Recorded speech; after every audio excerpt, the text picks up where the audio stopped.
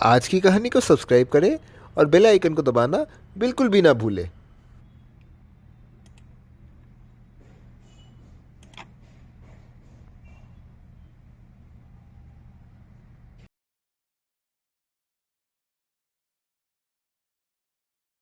पर एक गरीब किसान था।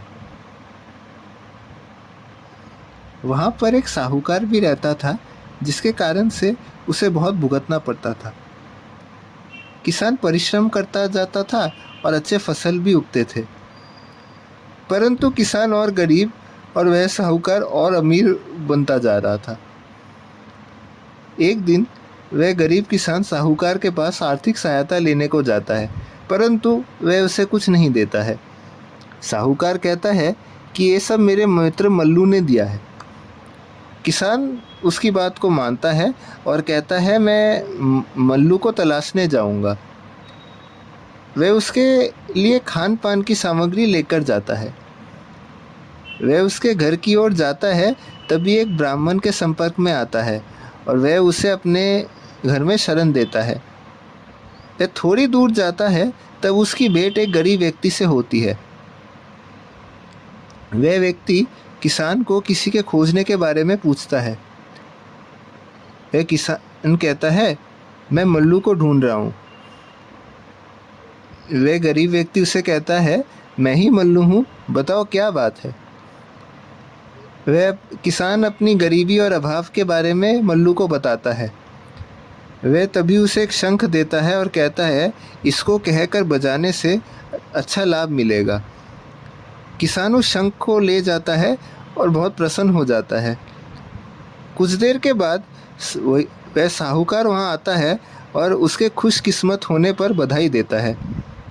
वह साहूकार उससे किसी प्रकार से शंख चुराने के लिए सोचता है। साहूकार चालाक था और उस शंख को प्राप्त करने के लिए तरीके खोजने लगता है। वह उस किसान से सौदा करने की सोचता है। वह फ़ायदा प्राप्त करने पर उससे थोड़ा बांटेगा, वह किसान को बताता है।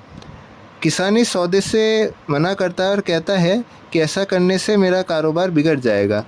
तब वह कहता है, मैं इस शंख से दोगुना धन प्राप्त करूंगा और आधा तुम्हें दूंगा। किसान मजबूर था और उसे साहूकार की बात को माननी पड़ी। साहूकार उन्नति करता गया, मगर किसान का कारोबार बिगड़ता जा रहा था। कुछ दिन बीतते जाते हैं। किसान के धान फसल सूखते जा रहे थे। वह कुएं की मांग करता है, इसलिए वह शंख के निकट कहकर बजाता है। उसे कुएं तो एक कुआं मिलता है, मगर साहूकार को 2 कुएं मिलते हैं। अंत में वह किसान सोचता है और थोड़ी बुद्धि लगाता है और वह शंख के निकट कहता है, मैं चाहता हूँ कि मेरा एक आँख अंधा हो जाए। इस प्रकार से वह अंधा हो गया, परंतु साहूकार की दोनों आंखें अंधे हो गई। एक दिन वह साहूकार अंधा होने के कारण कुएं में गिर जाता है। इस प्रकार वह किसान वहाँ का मालिक बन जाता है।